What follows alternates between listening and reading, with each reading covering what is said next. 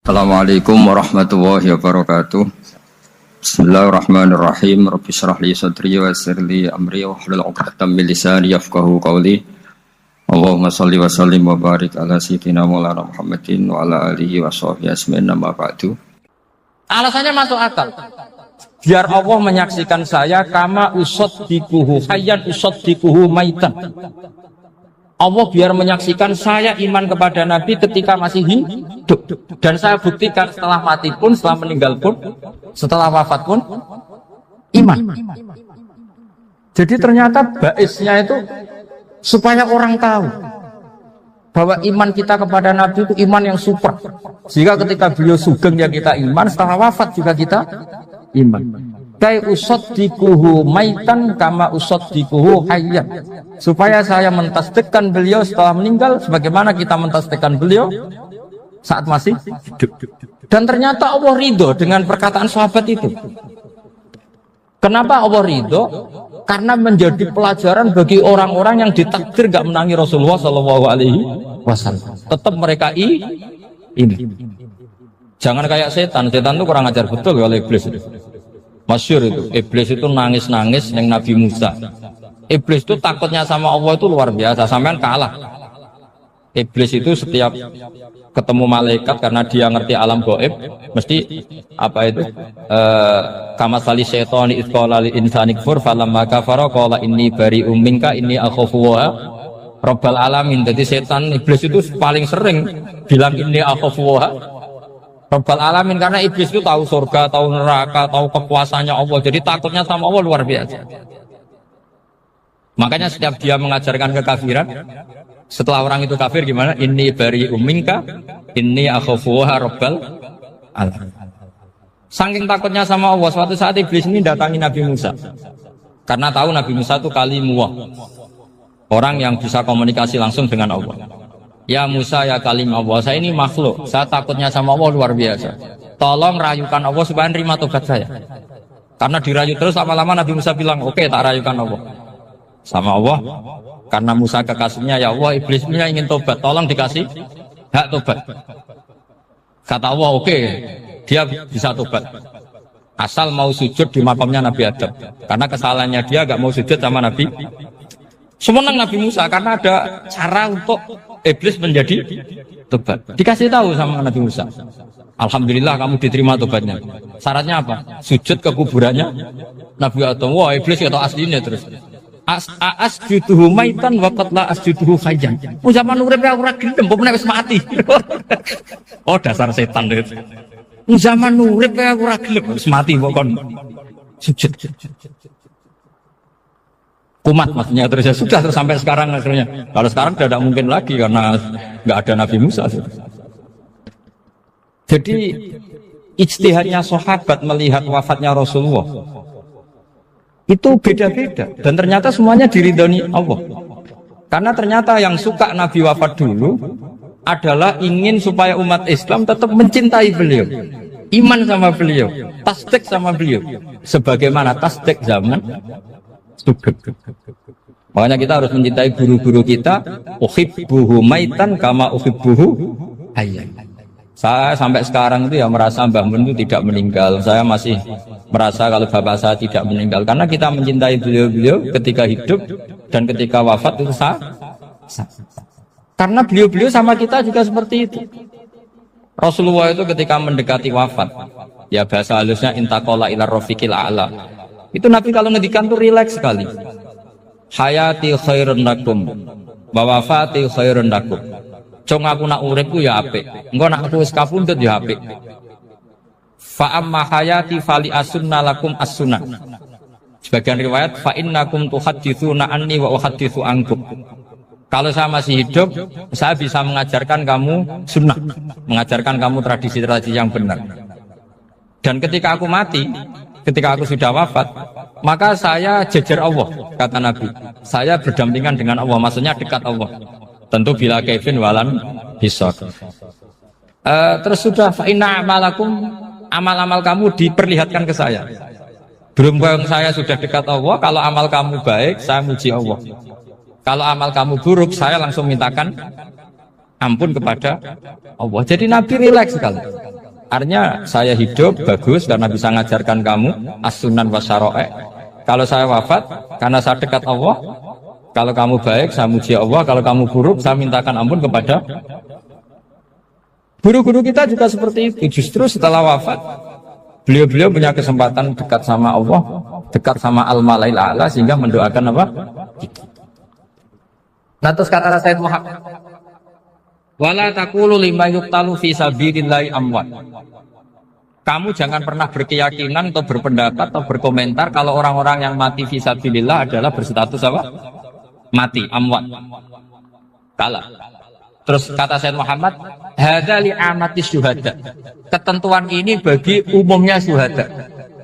Artinya gini, umumnya syuhada saja tidak berstatus amwat, apalagi hadza Rasulullah sayyidul syuhada, sayyidul anbiya, sayyidul mursalin, tentu tidak pernah berstatus amwat. Ya saya ulang lagi ya, jadi zaman cara berpikir amatus syuhada, syuhada yang umum saja berstatus hidup, tidak boleh distatuskan amwat, apalagi Rasulullah itu sayyidus syuhada, sayyidul anbiya, maka status beliau pasti hayyun la yamut, pasti beliau itu hidup tidak. Dan karena beliau itu asfaq, sangat sayang kepada kita, sebagaimana zaman beliau hidup itu sayang kepada kita sampai nangis-nangis minta hak syafaat, maka setelah meninggalkan pun beliau pasti sayang kita dan pasti berusaha supaya kita diampuni oleh Allah Subhanahu wa ta'ala. Sehingga ada sahabat yang tadi berpendapat kalau saya nggak masalah Nabi wafat dulu, supaya Allah menyaksikan saya usaddiquhu maitan kama usaddiquhu hayya. Jadi ini cerita ya, cerita sudut-sudut pandang. Oke, itu penting sekali. Kata Sayyid Ali yang Shahibus Simtud Durar itu, wabihi qiwamus syariah, yang bisa mengawal syariat itu hanya fikih. Fikih itu ya kalau yang paling gampang untuk kita misalnya punya Fathul Qorib, Fathul Mu'in, Fathul Mu'in. Tapi yang faham betul, mesti faham itu ngelotok setengah hafal. Jangan bawa kitabnya tok, sementing sekian semester terus selesai. Itu sama-sama dosa, itu dosanya ya dosa, mahasiswanya juga dosa. Karena sudah terlanjur sarjana agama, ternyata nggak bisa, itu kan mendingan dah sarjana agama. Itu saya tak cerita sama Kiai Roba, itu ada fatwa kiai, kiai juga wali. Suatu saat ada penyanyi dangdut top terkenal di Indonesia itu nyanyi dangdut, ya penyanyi ya dai, entah itu hakikat entah majaz tidak tahu. Itu kiai itu fatwanya lucu, kalau kamu datangi dia pas main dangdut masih saya beri izin, tapi kalau datangi dia pas pengajian itu tak larang kan santrinya jadi eskal, ini pas pengajian dilarang, pas dangdutan kok malah dapat izin. Tapi bukan berarti halal ya, dapat izin. Dapat izin kan potensinya bisa karena dilarang lah ya tetap belerot. Terus suatu saat si santri ini setengah wali, tidak wali tapi setengah. Lama-lama itu memahami gurunya, ternyata sirinya begini. Kalau seorang penyanyi yang tidak pernah ngaji kemudian ngomong agama, itu potensinya itu fadallu wa adallu, sesat dan menyesatkan. Tapi kalau dia sedang nyanyi dangdut, penyanyinya cowok, sama jangan bayangkan dangdut putri, enggak, itu cowok sudah tua lagi. Jadi potensi halalnya ada lah maksudnya untuk, tapi tidak alat musiknya, orangnya. Tapi kalau dia nyanyi itu paling dosanya hanya nyanyi. Saya ulang lagi, murid tadi akhirnya paham kalau datangi pengajian itu artinya ikrar kalau dia seorang dai atau seorang yang layak ngomong apa? Agama. Itu lebih bahaya karena kita santri, apalagi kita doktor atau MM, terus ngekrori orang yang nggak jelas asal usulnya. Tapi kalau nyanyi kan nyanyi saja. Sehingga itu menjadi fikih. Bahaya terbesar dalam fikih adalah apa? Mengkaji fikih tidak dari ahlinya. Ya saya ulang lagi ya, mengkaji fikih tidak dari apa? Ahli. Nah kenapa demikian? Begini, saya beri contoh. Ilmu fikih itu tentu pertama dari Rasulullah SAW, kemudian bersanad sampai kita, atau kita sampai Rasulullah. itu ngalami sekian ijtihad yang tidak mudah. Saya beri sekian contoh. Dulu Imam Syafi'i itu sukanya sama guru yang miskin, ya, karena rata-rata santri juga miskin. Jadi mesti ngidolakan guru yang miskin, karena sesama miskinnya harus berkoalisi. Tapi akhirnya gurunya Imam Syafi'i itu miskin sekali. Namanya Muslim bin Khalid Az-Zanji itu miskin, Sufyan As-Tsauri miskin, Sufyan bin Uyainah miskin. Setelah ngaji di Medina itu Imam Malik itu kaya. Pas itu Imam Malik sudah kaya. Setiap ketemu Imam Syafi'i dikasih uang. Sampai ketika Imam Malik itu bilang, kamu sudah alim, ilmu saya sudah habis, kamu ngaji sama yang lain. Sama siapa? Kata Imam Malik, orang yang sealim saya sudah meninggal, namanya Abu Hanifah. Tapi dia punya murid, namanya Muhammad bin Hasan Asy-Syaibani, kamu ke sana. Terus Imam Malik datang ke Baki. Dulu Baki itu pasar rental, ya Grab lah kira-kira sekarang. Mengumumkan, siapa kafilah yang mau ke Irak? Kita ya Imam Malik, dibayari sama Imam Malik, ini yang antar ke Irak, ke Muhammad bin Hasan Asy-Syaibani. Imam Malik mulai ngeper, guru saya yang miskin tidak pernah nyangoni, guru-guru saya yang kaya sering nyangoni. Mulai memasalahkan kiai miskin, gitu. Kira-kira seperti itu, mulai masalah. Setelah datang ke Irak, di Muhammad bin Hasan Asy-Syaibani itu si Muhammad bin Hasan Asy-Syaibani itu kalau ngitung uang itu di meja tamu. Jadi punya emas lantaan, punya uang. Kira-kira kalau Indonesia punya rupiah, punya dolar, dihitung itu di ruang tamu. Kata Imam Syafi'i, saya dengan Imam Malik saja enggak seret, ini lebih kedonyan lagi kiai. Ngitung uang itu di ruang tamu. Terus akhirnya si Muhammad bin Hasan Asy-Syaibani ini ahlul usul, dia pakar usul. Kamu heran sama saya? Iya, kiai kok kedunyan, dia ngomong. Tapi kata Muhammad bin Hasan Asy-Syaibani, kalau kiai tidak boleh kaya, kita kayak wong fasik, dan gue demenan, gue mabuk. Oh jangan, nanti dipakai maksiat. Penjenengan mawon kersane digetokan, berarti kiai oleh sugih, pun angsal-angsal. Semenjak itu jadi satu fikih bagi Imam Syafi'i. Ternyata kalau mengharamkan kiai sugih, berarti membolehkan yang fasik sugih. Kalau yang fasik sugih bisa dipakai i'anah alal maksiyah.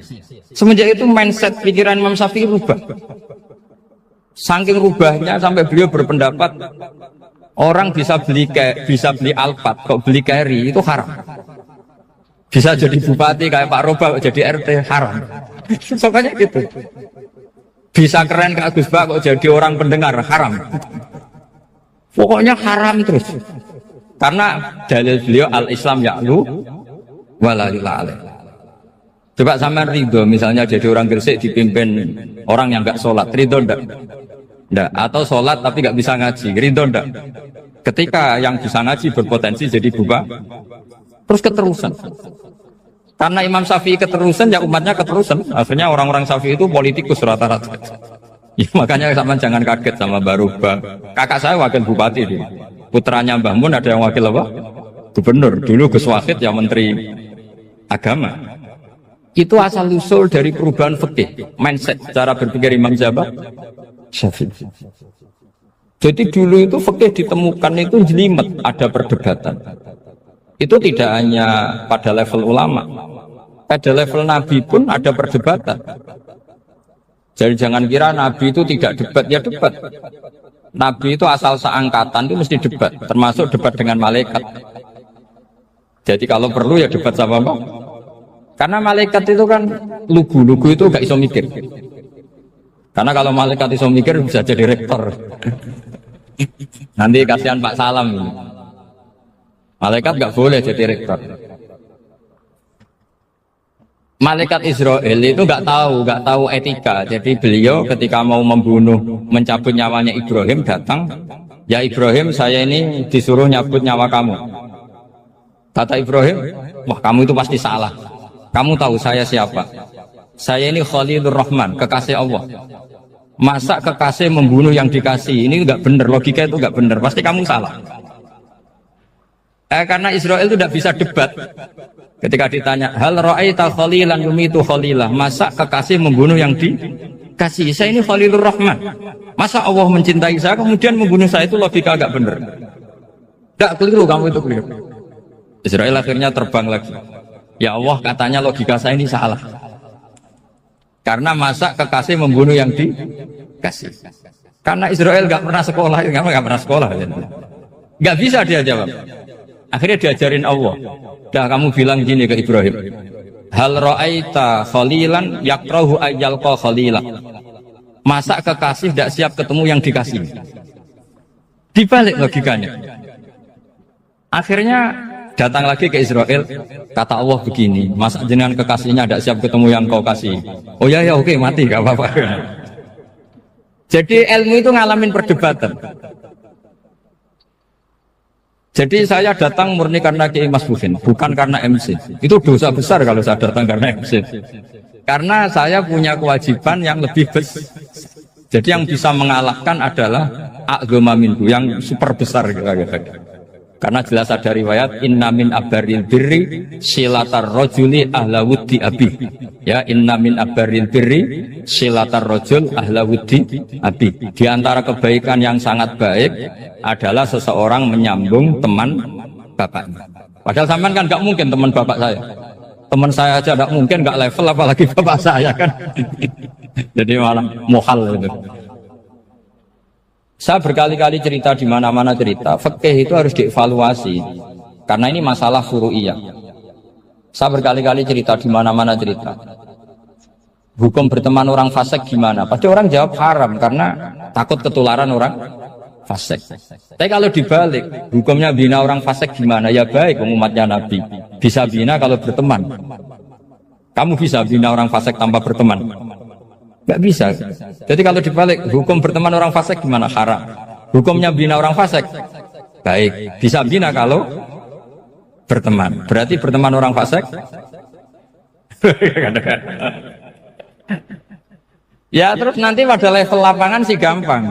Kalau yang soleh membina yang fasik dan yang fasik ketularan yang soleh, maka ternyata kalau yang soleh ketularan fasik ya berarti ternyata buruk. Tapi kan hukum masa nunggu kenyataan kan, jadi nggak hukum. Di mana-mana hukum itu kan ada asumsi, karena ini masalah ijtihad. Nah itu yang dilakukan para ulama kita. Jadi sampean harus mengkaji fikih secara detail, karena tidak hanya kita yang khilaf. Nabi-nabi juga khilaf dalam menentukan dakwah ilallah. Wali-wali kita kayak Abdul Hasan Asyadzili sama Sayyid Abdul Al-Haddad itu juga. Imam Ghazali ya khilaf. Imam Suyuti itu kalau ketemu Al-Qastolani itu saling tidak nanya, saking nggak cocoknya, masyhur itu. Jadi ulama ora cocok. Bedanya nak saiki berkoro partai gitu. Kalau orang dulu enggak, karena pakai asumsi, karena memang susah. Nggak misalnya memang tak bedai, tak beri yang nggak misalnya ada orang rukuk kemudian kentut, itu sholatnya batal apa enggak? Enggak, jawab saja. Enggak, orang sholat kemudian pas rukuk kentut atau kelihatan auratnya, sholatnya batal apa enggak? Batal. Itu keliru nih sampean, itu salah dosennya mesti itu. Pertanyaannya gini, yang dikatakan sholat itu kan aqwalun wa af'alun muftatahatun bitakbir muftatamatun bitasbih. Lalu ketika sampai ruku apa sudah namanya sholat jika kamu katakan batal? Namanya sholat aja belum kok sudah kamu katakan batal gitu.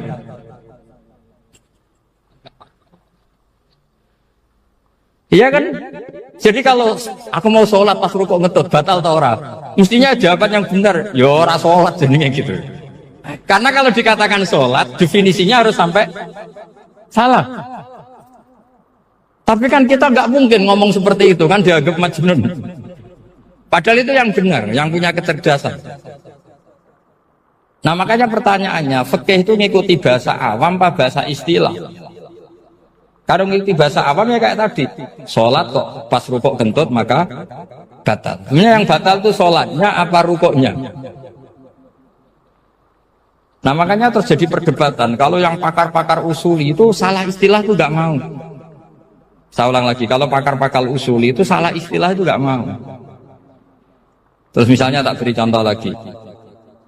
Kalau imam itu sudah salam pertama. Salam pertama itu yang rukun kan salam pertama. Berarti setelah salam pertama imam sudah keluar dari sholat apa belum? Yakin? Ya, sudah. Sekarang sama tak bedek. Lalu makmum itu kesunatan langsung berdiri apa nunggu imam salam kedua? Enggak, jawab satu. Nunggu salam kedua kan? Dan itu kriminalnya sampai Anda suki itu. Kriminalnya begini. Berarti Anda bergantung sama orang yang sudah tidak sholat. Kata kamu setelah salam pertama dia sudah tidak sholat. Berarti kamu menginstruksikan makmum berhubungan dengan orang yang sudah tidak sholat. Karena sudah keluar dari sholat ketika salam pertama. Kalau kamu di debat gitu gimana jawabnya? Pusing kan? Berarti Rabtul makmum bisolatiman sing wis laisa fi sholatin. Berarti menggantungkan sholat sama orang yang sebetulnya sudah tidak sholat. Ada yang jawab, sebagian ulama fikih tetap disunatkan menunggu salam kedua. Karena salam kedua itu masih paket meskipun tidak rukun. Juga paketnya selesai. Tapi selalu pertanyaannya gini, lalu setelah salam pertama itu imam masih sholat enggak? Sudah sama pernah dijawab toh? Nah ini pentingnya bodoh gak mikir sebenarnya. Jadi makanya bodoh itu barokah karena gak mikir. Jadi soal Rabbana ma khalaqta hadza batila. Sing bodoh ya barokah, sing pinter ya barokah. Secara barokah maksiat. Serana barokah blas. Jadi ilmu itu harus mengalami satu gesekan karena logika itu bisa dibalik. Nah karena ilmu itu mengalami satu gesekan, satu logika yang bisa kayak iya kayak enggak. Sehingga jargon di dunia ijtihad itu begini. Ra'yuna shawabun yahtamilul khata' wa ra'yuka khata'un yahtamilus shawab. Pendapat saya benar tapi mungkin salah. Tapi pendapat kamu taruhannya salah dulu tapi yang mungkin benar. Jadi mustahid kalau ketemu mustahid itu lucu. Ngomongnya itu ra'yuna shawabun yahtamilul khata'. Pendapat saya tarifnya benar dulu tapi yang mungkin salah. Kalau pendapat kamu salah tapi ya mungkin benar atau mungkin bisa salah, ya tidak tahu, pokoknya mungkin benar. Nah kenapa demikian? Begini, di luar masalah tauhid, seorang lagi di luar masalah tauhid itu tentu ada masalah-masalah yang sifatnya ijtihadiyah. Ya saya ulang lagi, yang sifatnya apa? Ijtihadiyah. Dan ijtihadiyah ini nggak pernah selesai karena muqtadul hal, konteks kesejarahan maupun konteks kesempatan itu tidak sama. Dulu kiai-kiai itu ngaramkan dasi, ngaramkan celana karena yang celananan yang dasinan itu penjajah. Sehingga mantasabba biqaumin bahwa apa? Min. Tapi lama-lama kiai-kiai itu ya pakai dasi, pakai celana. Ya karena dianggap sudah tidak mantasabba biqaumin bahwa apa? Min. Ini ngalami pergeseran. Semua istihad itu ngalami pergeseran. Lalu pertanyaannya begini, lalu istihad apa Gus yang permanen? Yang permanen ya istihad dengan alatul istalat apa? Istihad. Saya beri contoh misalnya begini. Nabi Musa itu yang ngalami istihad. Kata beliau karena kangen Allah, itu ingin melihat Allah karena kangen. Rabbi arini anzur ilai. Qala lan tarani walakin anzur ilal jabal. Ya sudah, namanya orang kangen ya ingin melihat. Ya sudah gitu aja. Sehingga ahli ilmu kalam itu berdebat. Kalau kata ahli sunnah, karena Nabi Musa minta ingin melihat Allah, berarti melihat Allah itu jaiz, mungkin. Karena Nabi gak boleh bodoh meminta sesuatu yang mau hal. Maka antipatinya ahli sunnah terhadap pendapat Mu'tazilah itu antipati. Karena menurut pendapat Mu'tazilah Allah itu qadim, Allah itu laisa kamitslihi syai'un, sehingga gak bisa dilihat. Pertanyaannya adalah berarti Nabi Musa meminta sesuatu yang mau hal. Itu bodoh sekali sampai gak tahu mana muhal, mana apa? Jaiz. Makanya kata Imam Ghazali, masa Nabi Musa yang Nabi nggak tahu kalau melihat Allah itu muhal, sampai minta berarti nganggap itu jaiz atau boleh. Itu cara pandang orang-orang ahli sunnah apa? Wal jamaah. Tapi tetap saja sebagian ulama itu ya balelo, yang kayak Mu'tazilah itu ya balelo. Cara berpikir pokoknya itu karena kangen, bukan karena mungkin atau tidak mungkin. Jadi nggak mungkinnya tetap tidak mungkin. Terus mereka dalil la tudrikul absar wa huwa yudrikul absar. Nah sudut pandang ini akan terus. Ada seorang wali ditanya, kalau kamu di surga ingin melihat Allah apa enggak? Jawabnya enggak. Kenapa? Kasihan Allah. Terus kenapa? Unazzihu dzalikal jamala an-nadhari misli. Saya tidak ridho Allah yang hebat, yang keren, kemudian sing delok terima aku wong resik. Koyok gak ngergani pangeran. Seben sing delok Allah ben golongane Nabi Muhammad, Nabi Ibrahim, kowe ora usah ngilangi keren. Maksudnya itu. Jadi ada ulama itu jadi wali kalau sholat itu karena di soft belakang. Tapi jangan ditiru. Itu kan nggak lazim ya. Lazimnya kan afdhalus sufuf as-saful awal. Ketika ditanya, kenapa kamu kalau sholat di belakang? Cek GR koyok wani suwan pangeran kok ngarep. Aku sungkan dadi kok urip. Kalau sampean kan karena males, bukan karena sungkan. Jadi itu artinya rasa ya. Makanya nggak bisa, nggak ada ijtihad itu nggak mungkin karena perasaannya orang itu beda-beda. Itu Sayyid Abdul Al-Haddad itu kalau ngendikan masyhur, man da'a li dzalimin bil baqa faqad ahabba yusawwa fi ardi.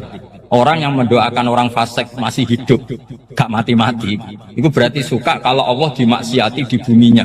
Wong fasik kelakuannya rak maksiat, nak mbok dongakno mari, itu berarti kamu ingin Allah didurakani terus menerus karena si fasik masih hidup. Tapi kalau Abu Hasan As-Sadili cara ngendikan gini, kalimatnya persis. Man ahabba alla yusawwahu fi ardi faqad ahabba alla tadhharu maghfiratuh.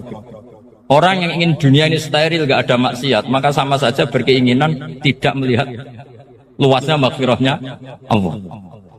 Sama-sama wali besar, tapi cara pandang hubungannya dengan Allah seperti itu. Jadi mau tidak mau, istihad itu mau tidak mau. Makanya tidak usah dipertentangkan misalnya cara berpakaian, cara apa, yang penting sesuai aturan Islam ya sudah. Karena ini urusan rasa. Urusan apa? Rasa. Itu Syekh Hasan Basri itu sering jagungan sama Rabi'ah Adawiyah. Itu secara fikih salah. Tapi pas itu ulama fikih ditanya, kenapa Anda tidak komentar terhadap dua wali besar yang sering ketemu? Andaikan semua santri seperti itu akan saya halalkan, karena nggak mungkin punya nafsu. Sehingga fikih dulu memang masih asli. Kamu lihat di takrib misalnya, lelaki melihat perempuan itu nggak boleh kecuali sekian alasan. Termasuk boleh itu li taklim karena mengajar, atau lil muamalah. Lah ini yang mulai masalah. Ada warung kopi, penjaganya cantik, santri-santri ngopi. Ini lil muamalah, kan kasus itu. Mau disalahkan tuh ada takbirnya. Mau dibenarkan ini jelas fasik kan, jelas fasik. Matanya sudah fasik sebelum itu ditambah itu, jadi fasiknya permanen. Nah pertanyaannya adalah, kalau kamu ngajar mbak-mbak, kemudian hafal yang cantik yang enggak, itu taklim lin nazar apa nazar di taklim? Itu taklim apa modus? Makanya kalau ngopi cari bakul yang cantik, itu muamalah untuk nazar apa nazar untuk muamalah? Loh kalau saya ngopi dengan kiroba pasti halal. Karena begini, berjalan saja, bareng capek, nggak tahu itu warungnya siapa, terus berhenti ngopi. Kebetulan bakulnya cantik. Nah itu mungkin halal, karena kan saya tidak milih-milih. Ingin ngopi, kebetulan bakulnya cantik. Kalau kamu kan nggak apal daftarnya. Wah itu mesti haram gitu, mesti haram gitu. Karena berarti kan kamu menjadikan ngopi ini modus. Gue jagani nak takok pangeran, do kok nazar, muamalah gusti muamalah. Itu mesti modus. Maka fikih itu harus dikawal oleh tasawuf. Kalau ndak, semua hukum fikih bisa diakalin. Makanya Imam Bukhari punya satu bab namanya Kitabul Khiyab. Bab mengkhilaf fikih. Beliau itu antinya sama Abu Hanifah itu luar biasa. Nggak ada ulama dibenci Imam Bukhari kayak Abu Hanifah. Masyhur itu. Untungnya beliau nggak menangnya Abu Hanifah. Kalau menangi geger terus, bisa bahsul masail terus. Itu Abu Hanifah itu ulama yang suka khilah. Khilah itu ngerekayasa hukum. Misalnya begini, saya ini puasa agak lemes, ujian agak lemes, apalagi kiai serapati di duit, santri beling-beling lemes. Apa mangan itu kan, poso-poso kok mangan kan gak keren. Supaya saya bisa makan dan halal, saya bisa ngajak kiai robai ya jalan-jalan.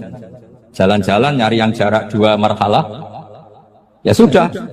Terus bisa makan. Kalau ditanya Allah, kok makan? Musafir. Jadi bolehkah insa'us safar menciptakan pergi demi untuk supaya boleh iftar? Boleh enggak Doro jenengan? Enggak boleh, alasannya apa? Kan pergi. Perginya juga enggak maksiat. Itu khilaf. Tapi Sayyid Muhammad, Abuya Sayyid Muhammad, Muhammad bin Alawi, Sayyid Muhammad itu membela Abu Hanifah. Artinya membela jangan semua khilaf itu diharamkan. Karena itu cara, saya ulang lagi, karena itu cara untuk mengawal bahwa hukum Allah itu luas. Karena kalau nggak ada khilaf itu ya kita kesulitan. Kita kesulitan. Misalnya begini, ini penjelasannya, makanya kita harus sering mendengar. Saya itu dulu masih sangat fikih, itu protes, kenapa ada puluhan polisi wanita. Itu kan pekerjaan cowok ya, pekerjaan pria. Tapi setelah mendapat penjelasan dari polisi, itu alasannya masuk akal. Gus, kadang-kadang orang nakal itu menyembunyikan narkoba, itu di alat wanitanya. Itu kalau semua lelaki, polisi kayak jenengan, itu kan masalah itu. Sehingga memang harus ada polisi wanita, karena sebagian pengedar narkoba itu perempuan dan menyembunyikannya di tempat itu. Kalau semua polisi cowok kan gak kebayang. Sehingga kita akhirnya mendengar membolehkan polisi itu wanita. Ada wilayah yang harus wanita. Begitu juga ada pertanyaan, kenapa sih dokter kandungan itu cowok? Saya punya banyak santri yang muhibin saya itu dokter kandungan. Tak tanya, kamu itu kok cowok kok jadi dokter kandungan? Kan pekerjaannya seperti itu. Dia jawabnya lucu. Dari 10 yang tes jadi dokter kandungan, itu yang cewek itu lulus 2. Yang cowok lulus semua. Karena ketika cewek dites melihat ketuban pecah darah itu langsung pingsan. Sehingga yang secara psikologi dablek itu kan memang lelaki. Jadi rawongnya sewakit santai. Kadang nggak lahir-lahir dintaini nang jopo rokokan santai. Itu kalau cewek yang jadi dokter kandungan itu nunggu jam 11, jam 4 sudah pingsan. Nah ini cerita, bukan berarti saya menghalalkan, enggak. Kita harus mendengar, saya ulang lagi, kita harus apa? Dan itu setelah mendengar, itu nanti jadi disiplin ilmu, yaitu namanya fikih. Karena ilmu fikih itu sebetulnya gampang. Sampai kalau ngaji i'anah, itu kelihatan fikih itu gampang, karena ada logika yang terbangun. Misalnya begini, orang kalau tawaf itu disuruh agak jauh dari Ka'bah. Jangan sampai nginjak sadarwan. Karena sadarwan itu pondasi itu ikut Ka'bah. Kenapa begitu? Ya jenenge ra muteri Ka'bah, ide-ide Ka'bah. Jadi sebenarnya sederhana logikanya. Sing jenenge muter itu di luar itu kita muter. Nah kalau nginjak pondasinya namanya gak muteri Ka'bah tapi ide-ide Ka'bah. Ya jadi sederhana sebetulnya ya masuk akal. Jadi fikih itu tidak ada yang iskal, sebetulnya masuk akal. Tapi karena kita nekuni itu tidak serius, maka terus jadi paradok. Saya beri contoh lagi, ini sebagai penghormatan saya sama Kiai Mas Bukin, karena ini sudah namanya fakih. Kalau ada ayam jago ditabrak truk, terus kejet-kejet, andikan dibiarkan pun mesti mati, karena gerakannya sudah harokatul masbuh. Terus kamu sembelih, itu halal apa enggak? Enggak jawab, ayam jago loh. Kalau kamu katakan halal, dia sudah tidak punya hayatun mustaqirrah, kehidupan yang permanen. Andai kan kamu biarkan pun 1 menit lagi meninggal. Kejet-kejet kan prosedur saja. Maksudnya pantasnya mati ya kejet-kejet sih, tapi sebetulnya sudah pasti mati. Maka ini ada 2 ulama. Kalau kata Imam Malik tetap namanya halal, karena ruhnya masih di situ. Sehingga ketika kita nyembelih, ya nyembelih hewan yang hidup. Yang namanya nyembelih itu pokoknya mematikan yang punya roh. Sementara saat itu rohnya masih di situ, meskipun 1 menit lagi pasti. Tapi kalau mazhab Syafi'i enggak, ini sudah harokatul masbuh, tidak punya hayatun mustaqir. Sehingga dalam perdebatan ulama fikih itu lucu, kadang ya gampang-gampang Gampang-gampang mangkal non. Misalnya begini, kalau ada anak lahir tidak ada amaratul hayat, nggak nangis, nggak bernafas, sunat disolati apa enggak? Siktun itu, siktun sing layas tahilu walayas, langsung lahir langsung mati, nggak ada amaratul hayat. Udah tahu mikir tuh. Itu tidak wajib disolati. Alasannya, ya kan memang sholat alal mayit kan tidak pernah hidup. Di mana-mana mayit itu setelah hidup mati. Ini kan tidak pernah hidup. Namanya ya qit'atul lahmin, ya potongan daging itu aja. Enggak. Jadi kadang fikih diwaca tenan jebule mangkono. Terus ketika di kitab Minhajul Thalibin itu, kalau kamu keluar mani itu wajib mandi enggak? Wajib kan? Kalau keluar mani inzal itu kan wajib mandi. Nah kenapa nifas atau wiladah keluar bayi? Kenapa ibu-ibu kalau keluar bayi wajib mandi? Alasannya lucu. Li'annal walad maniyun mun akidun. Ini kan wis mani cuma mengkristal. Jadi kadang pakai mangkuk. Apa ya? Sembrono itu masuk. Mosok wajib mandi wiladah itu karena apa? Li'annal walad maniyun mun akidun. Niku mani sing wis mengkristal. Mani sing wis jelalatan lah, lahir nuangis macam-macam. Jadi ternyata karena kenapa fikih butuh alasan nyari hadis tentang keluar anak mandi itu enggak ada yang sorry. Yang ada adalah tentang inzal. Innamal ma' minal. Akhirnya dicari-cari ternyata walad itu maniyun munakid. Lah ini problem fikih. Sampean harus siap dengan pelajaran seperti ini, meskipun sampean mungkin wong priayi, tapi ini ilmu. Ya, saya ulang lagi, ini ilmu. Sehingga ulama itu mau tidak mau harus mau mendengar. Karena logika yang terbangun itu nunggu kalau mendengar kayak tadi. Nabi malaikat Israel baru sadar, masa kekasih bunuh yang dikasih. Masuk akal juga Israel. Kalau sama sampean sih nggak nerima tetap selonang-selonang, ini masalah Ibrahim Khalilur Rahman. Sehingga kita di alasan fikih itu harus kita dengar. Saya dulu itu, saya sampai sekarang itu sama, kalau bayi lahir masih sudah berbentuk bayi, saya sendiri berpendapat sebaiknya disolatin kalau sudah berbentuk bayi, meskipun tidak tidak nangis, tidak ada amaratul hayat. Kan yang digugurkan itu wajibnya, bukan masalah boleh dan tidak. Itu banyak perdebatan ulama di bab itu. Saya beri contoh lagi perdebatan ulama. Ini contoh-contoh fikih karena ini khusus penghormatan status fakih tadi. Itu kalau ada orang mati jenazah itu. Jenazah itu kalau sholat, itu kan umumnya jenazah di depan, kita nyolati di belakang. Itu yang mengatakan begitu ya tidak punya alasan, ya taunya mulai dulu begitu, di mana-mana nyolati jenazah, jenazahnya di depan. Tapi di kitab Mahalli jelas diterangkan, kata kaul sani tidak wajib. Alasannya ya lucu, fa innal janazah laisat bi imamin. Jenazah itu tidak imam, kenapa harus di depan? Kan kacau kan? Lu coba alasannya di depan apa? Dia ada imam kok. Nah barokahnya fikih itu, sehingga kita melihat di Arab Saudi sekarang itu jenazah kan di belakang, tapi kita tetap nyolati apa? Mayit. Kalau di Arab Saudi musim haji itu jenazahnya di kamar mayit, tapi kita nyolati. Itu satu-satunya takbir ya tadi, fa innal janazah laisat bimanzilatil imam. Tapi jangan praktekkan, nanti dia kepaliran sesat. Saya hanya cerita ilmu, jangan dipraktekkan. Kalau dipraktekkan masih jadi aliran sesat. Mono jenazah ning guri mame kok ngarep aliran sesat. Sebetulnya bukan sesat tuh. Uji coba fikih. Ya karena tadi fa innal janazah laisat bimanzilatil. Bukti lagi kalau sampean sholat ghaib. Sholat ghaib itu misalnya mayitnya di Surabaya, boleh enggak sholat ghaib di sini?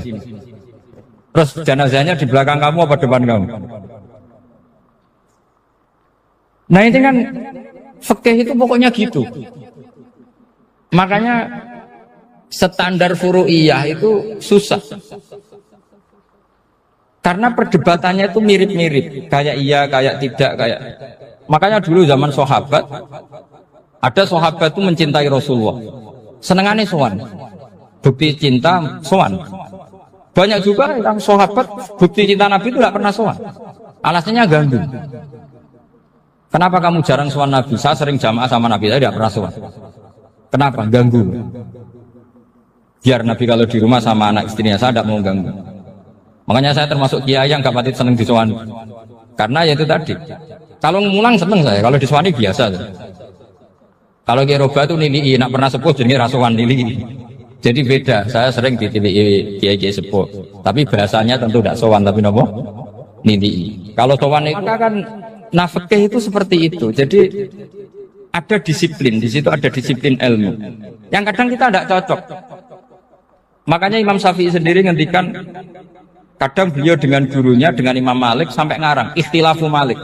Beliau punya data yang beliau itu sedang nggak sama dengan gurunya, yaitu Imam siapa? Malik. Karena mindsetnya itu beda. Tidak sampai misalnya saya tanya, sholat itu harus menghadap kemana? Tidak, jawab saja. Kiblatnya. Ukurannya apa coba? Namanya madhep. Wajah apa dada? Imam Syafi'i milihnya dada. Sekarang praktekkan dalam dialog keseharian. Saya jagungan sama Kiai Roba seperti ini, terus wajah saya begini, madhep enggak? Nah itu masalah. Terus pertanyaannya, madhep dengan dada itu fis sholat apa fil qiyam?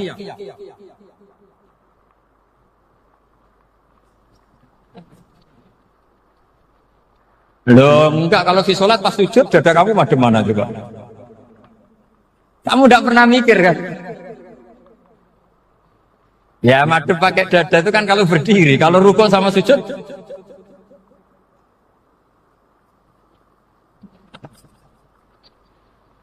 Loh itu ulama itu jelimet gitu. Makanya jarang yang menekuni profesi ulama ini. Karena menekuni proposal banyak, karena memang susah. Jadi ulama itu orang yang cara berpikir sudah aneh. Sehingga mereka detail. Maksudnya menghadap itu apa? Ukurannya kalau berdiri ya dada, tapi nggak bisa kamu katakan atawajjuh bisodri, aturan dalam sholat, fikuli sholat. Pertanyaannya lah kalau rukuk sama sujud, dadanya menghadap kemana aja? Maka itu ilmu yang sudah jelimet. Nah ulama usul fikih, ulama yang nggak mau salah per detail hukum. Sehingga menurut Imam Rafi'i, misalnya kalau beliau ditanya sujud itu gimana ya, asal watu jabha ya sujud. Tapi kalau menurut Imam Nawawi harus melibatkan 7 apa?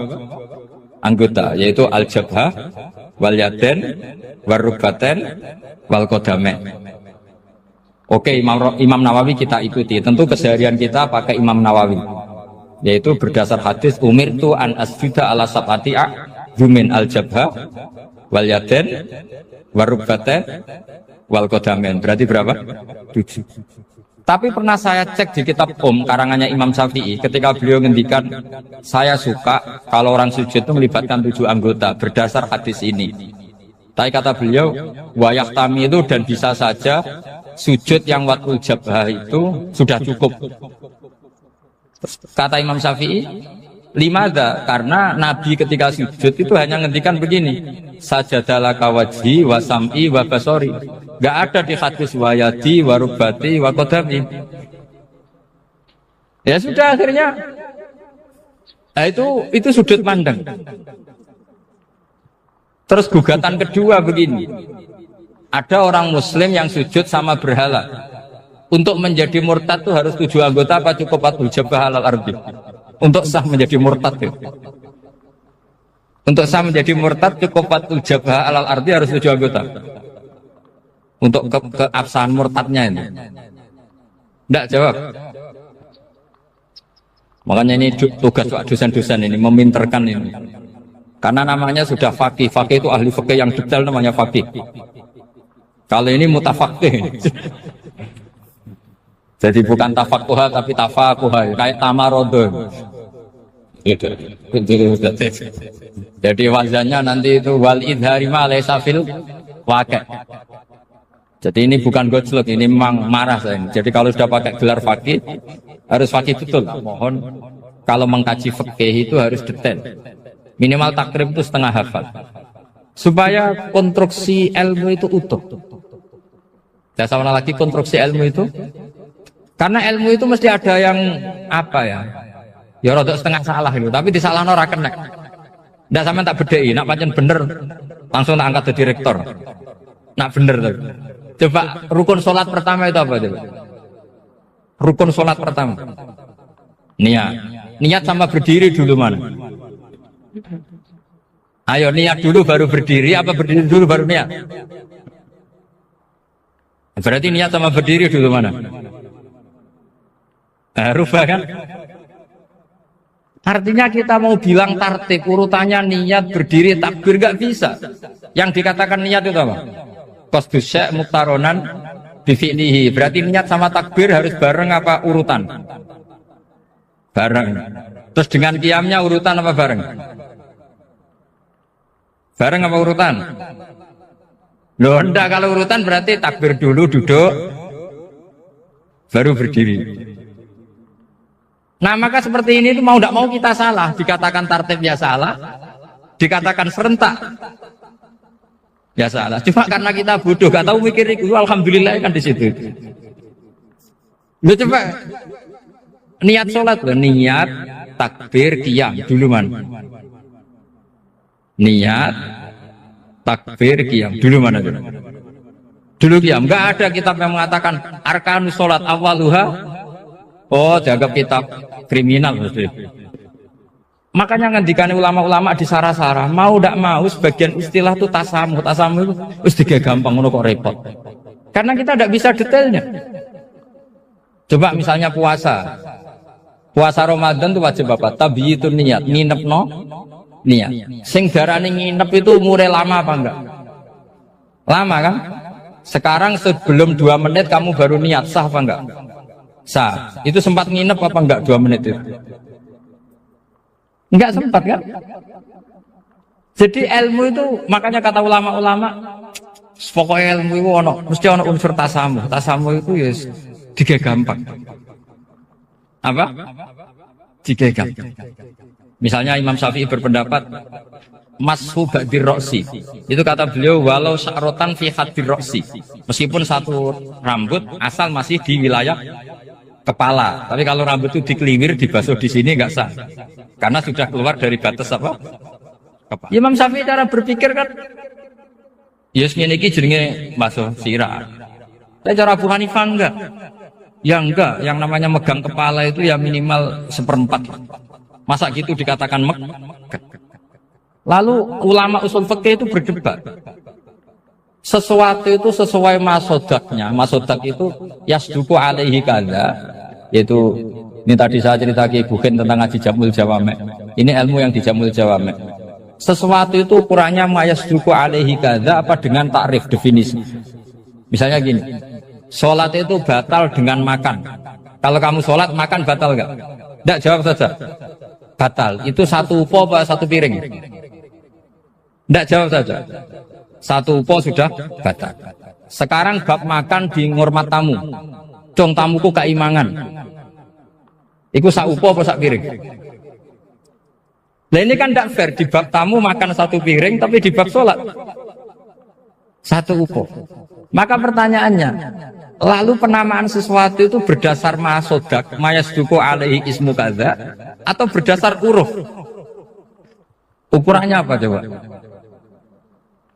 Maka terus jadi perdebatan. Nah ini di sini ini pentingnya ulama, karena nah sekarang saya bedai kan, cengkeh itu wangi apa enggak? Kategorinya cengkeh. Wangi kan, kalau orang bikin kue tar pasti pakai apa? Cengkeh. Pakai wedang ronde supaya manis, apa wangi dikasih apa? Cengkeh. Nah itu saya berkali-kali cerita, pernah mau dipikirkan orang Islam juga boleh rokok, karena dianggap pakai apa? Mewangi karena ada apa? Cengkeh. Tapi terus didebat, kalau gitu berarti orang Jumatan sunat rokok. Karena Jumatan disunatkan pakai pewangi. Wah itu kan akhirnya tuh, wah iya repot ya. Jadi kalau cengkeh kamu kategorikan pewangen, yang orang Ikram nggak boleh rokok karena pakai cengkeh yang wangi. Konsekuensinya orang Jumatan sunat rokok karena berarti di masjid pakai apa? Pewangi. Kan sesat semua ya. Jadi itu ilmu. Makanya selain fikih mateng, itu ada ilmu yang namanya usul Usul fikih itu yang neliti itu. Mayas duku alaihi kada. Jadi yus ngono iku darani ngono. Saurang lagi. Ngono iku wis darani ngono. Ora perlu roh detail. Ya, saya ulang lagi. Wis ora perlu roh detail. Makanya Abu Hanifah itu misalnya basuh wajah. Wis angger keceluk ngene iki basuh wajah. Nek Imam Syafi'i kan detail. Mimbai ini mana bitis sya'ri sampai ila somahi ujunehi ila zakon. Terus mana bitis sya'ri Imam Syafi'i nambah apa? Ghaliban. Kenapa ditambah ghaliban? Karena kalau orang budak mana bitis sya'rinya di sini. Jadi itu fikih. Jadi fikih itu jelimet. Padahal kita ini nggak pernah berpikir secerdas Imam Syafi'i, tapi akhirnya ya mikir juga. Agak ditambah ghaliban, mana bitis sya'rinya orang budak kan? Sini. Terus sekarang perdebatannya, orang budak basuh Mastur Roksi di sini sah enggak? Karena tadi itu wajah apa kepala? Akan jadi bingung gitu. Ya makanya ini mukadimah saya supaya sampean lebih disiplin belajar fikih dan setidaknya didiskusikan lah kitab-kitab Minhajut Thalibin atau kitab-kitab Mahali. Karena di situ nanti ada perdebatan. Terus seperti keyakinan ahli sunnah wal jamaah, semua istilah salah pada Nabi atau dosa yang diterapkan istilah itu pada sinten Nabi itu disebut mimbabi hasanatil abror sayyatul muqarrabin. Satu kesalahan yang tidak punya akibat apapun. Satu kesalahan sing tidak punya akibat apapun, sing mestine itu cara kita ini tidak salah. Berhubung Nabi sidik itu dianggap salah. Itu jadi mimbabi hasanatil abror sayyatul muqarrabin. Sesuatu yang andikan dengan ukuran abror itu kelas di bawah muqarrabin itu disebut hasanah. Tapi kalau dibanding muqarrabin itu disebut sayyi'ah. Tidak ngeten. Contoh paling gampang ngeten. Ulama di sini nyontokno masuk akal. Kangkang tak kon milah duit 1 miliar ambek 100 juta. Terus kangkangmu milih 100 juta. Iku yo goblok tapi ora nemen. Yo salah sithik no. Nah, tapi nak dikongkon milih duit 1 miliar. Nyun sewu terus sampai pasir, sampai telo kok milih telo iku goblok nemen no. Nah, istihad itu kayak gitu. Istihad itu suatu yang dua pilihan yang sama-sama masih masuk akal. Ayo jadi sama-sama masuk akal itu mimbabi hasanatil abror sayyatul muqarrabin. Tapi nak liyane gak masuk akal itu wis pancen salah tenan apa? Salah tenan. Hasil Nabi ku ya ditakdir salah, tapi salah iku mimbabi hasanatil abror sayyatul muqarrabin. Dadi kamane ana wong duwe sandal merek tapi milih nganggo jepit. Wong ya salah tapi nyatane jek sandalan. Yes, pokoknya afdal lebih fadil, mesti afal. Pokoknya tidak sampai fatal, apa? Tidak sampai. Tapi ukuran Nabi harus ditegur pangeran, apa? Harus ditegur pangeran. Litarhuba supaya seneng sapa umat ka umat sira. Nambah waca mutadi ya liturhuba supaya ngekeki semangat sira ta nyenengno sira umat ka umat sira mbok senengno fil jihad ing dalam gelem jihad. Jadi kita semua pasti tidak ekstremis. Seolah lagi kita semua pasti tidak ekstremis. Tapi ada momentum yang jihad itu penting. Sekamane kok saiki fatwa sopan itu untuk momentum, untuk momentum. Tapi zaman Belanda, terus kowe nyarano wong kon sopan ambek Belanda itu kebodohan, no. Masa koyo rin cerita Belanda wis penjajah diundang Ndoro, no. Diundang napa? Ndoro. Ono kebodohan, no. Tentu momentum saat itu yang baik nopo jihad no, ngusir Belanda dari nopo Indonesia. Apalagi zaman Nabi ngadepi Abu Jahal, Abu Lahab. Terus misalnya Nabi nanamno akhlak karimah sama Abu Jahal, nggak ada kebayang. Terus kangkang kon mijeti sinten Abu Jahal. Ya ora kebayang kan?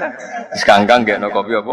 Abu Jahal. Monggo. Bareng Abu Jahal metingkrang terus ngongkon. Kok nerokok? Terus kangkang mulai apa? Sami'na wa ta'na. Iku sopan tak goblok. Nah, jadi kabeh ono momentum itu. Dia juga kayak orang liberal. Islam itu jihad, Islam itu pedang, Islam itu saif, Islam itu radikal orang ono momentum. Zaman Belanda jajah kita ya tentu kita jihad, Ya jihad. Sausé damai ya kangkang kadang dukung tim Belanda no. Wong dunyane wis napa? Damai. Dhisik Jepang itu penjajah no. Saiki kangkang gak di motor Jepang ya ngelu no. Nah, kabeh iku momentum napa? Momentum. Nah iku jenenge kabeh iku muqtadul hal. Kabeh iku muqtadul hal. Jadi melane al-hukmu yaduru ma'ilatihi wujudan wa adaman. Wa al-hukmu yaduru ma'ilatihi wujudan. Kaya calon mertuamu nganggep kowe saiki prospek. Bareng didelok kok ngentekno donya dianggap problem. Jadi tahu di statusno prospek, saiki di statusno problem. Utawa waliah. Pertama dianggap mantu sing nggo musibah. Jebule karir apik. Nah, berarti sangka problem jadi berkah. Utawa zigzag kadang problem. Kadang problem, kadang berkah, kadang problem, kadang berkah. Itu jenenge mantu varian, no? Tapi apapun itu, kabeh hukum itu ono muqtadul hal. Nabi yo pernah damai mbek wong kafir, nggih nate perang, nggih nate damai lagi. Kabeh iku muqtadul hal. Sebab apa al-hukmu ya duru ma'ilatihi wujudan wa adaman. Jadi al-hukmu te hukum ya duru itu berputar apa hukum ma'ilatihi sertane alasane hukum wujudan baik zaman wujude atau adam atau zaman ora anane. Di Allah beberapa kali nyarano kudu damai mbek wong kafir. Karena jenis yang suka damai disebut kafir dhimmi, kafir muahad, kafir musta'man. Kayak kafir-kafir Indonesia itu kafir damai. Nah ada momentum di mana kita ini diperangi, ya berarti kafire harbi, melebune qatilul ladina yuqatilunakum. Ya kowe kudu merangi wong sing merangi kowe. Masuk zaman Jepang rene jajah kowe monggo nak ngersakno mateni mbok kula. Anu ya goblok no. Masa ana akhlak karimah ganggu Abu Jahal wae menurut kowe apa gak kopi sinten? Abu Jahal ada lu mijeti Abu Jahal. Lucu to wae. Bareng dikongkon menapa sam'an wa ta'atan. Nawa sam'an takok kok bar masjid Abu Jahal madosi berkah. Kacau gak?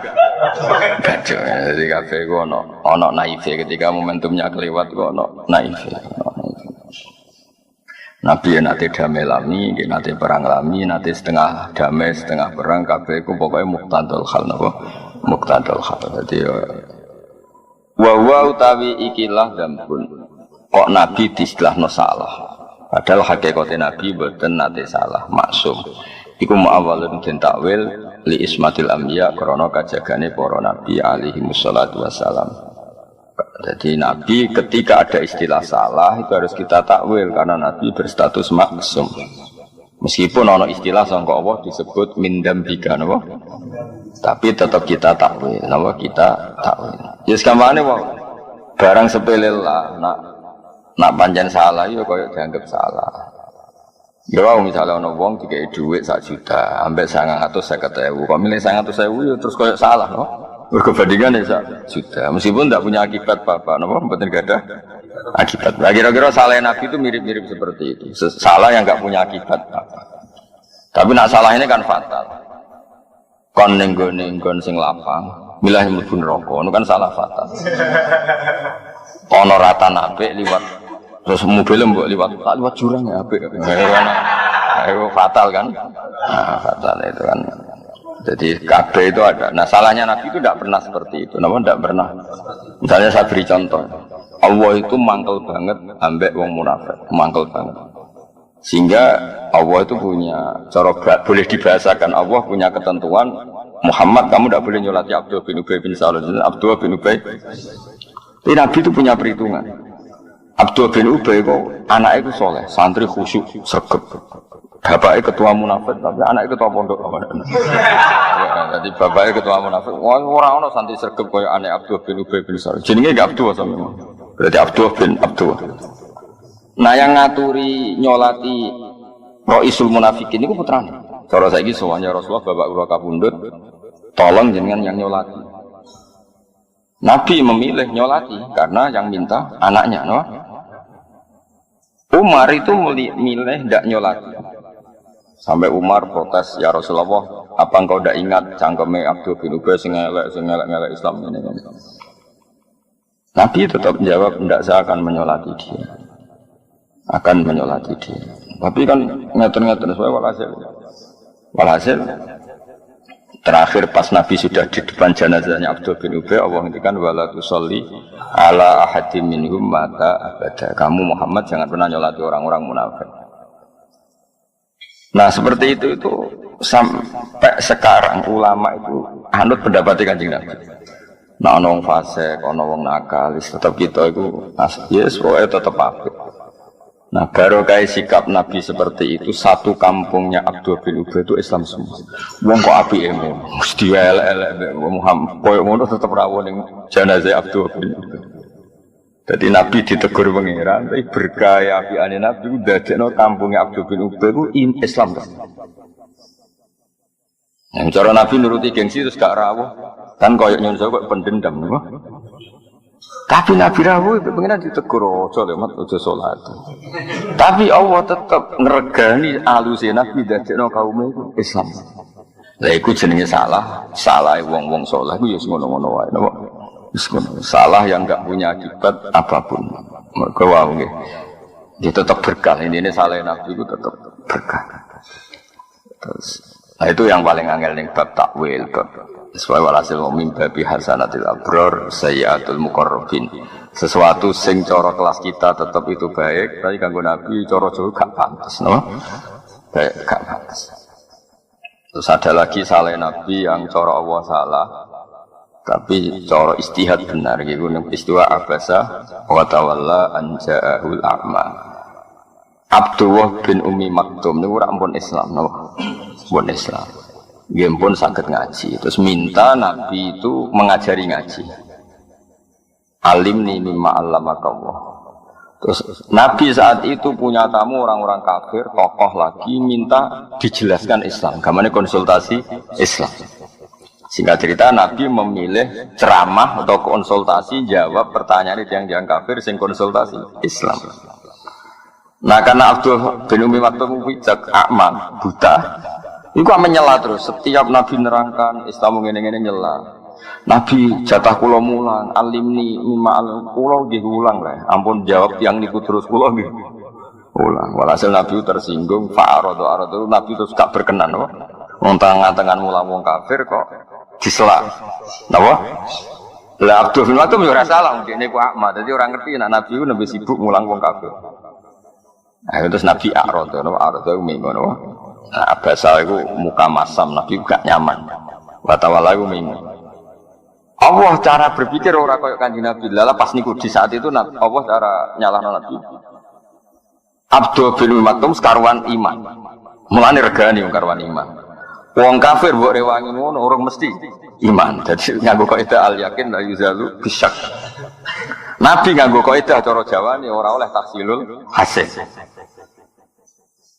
Nah itu kan mirip, no? Lah kira-kira salah Nabi mirip-mirip.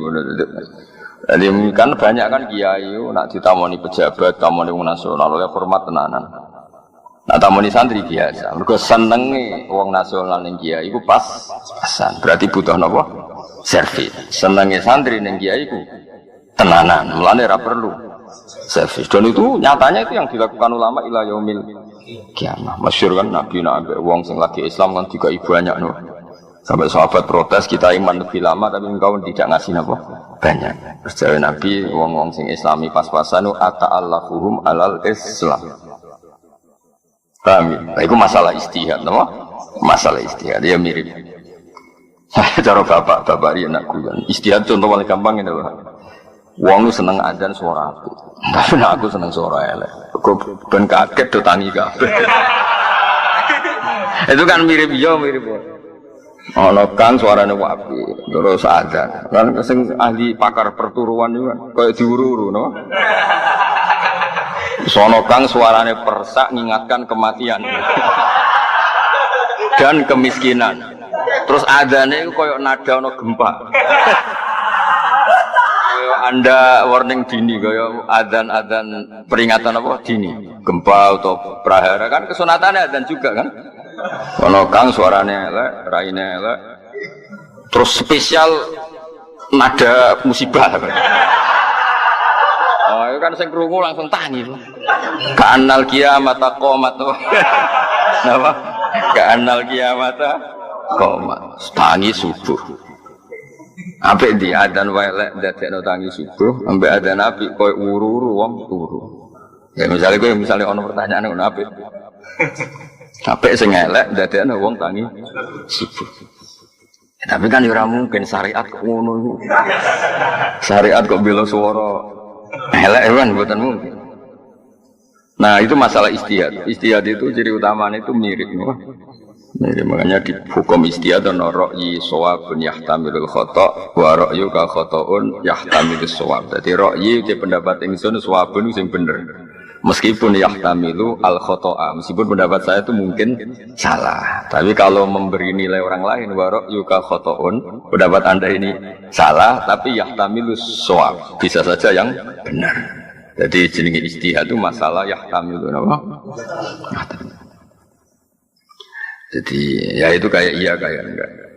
Nah ijtihadnya Nabi juga gitu, kadang yang nyuruh tentang Abu Bakar, tentang Umar, tapi orang niat lama karena kayak iya kayak orang, apa kayak iya kayak tadi Umar nentang Nabi ketika badhe nyolati Abdullah bin Ubay bin Salul, Abu Bakar dukung, Nabi malah pendapat pangeran bener Umar, tapi tetap secara istihad sing dilampahi Nabi itu sing dibenerno secara istihad ila yaumil kiamah. Pangeran yo maklum ya serapi piye pangeran yo senenge ana Nabi ini istihad ya seneng.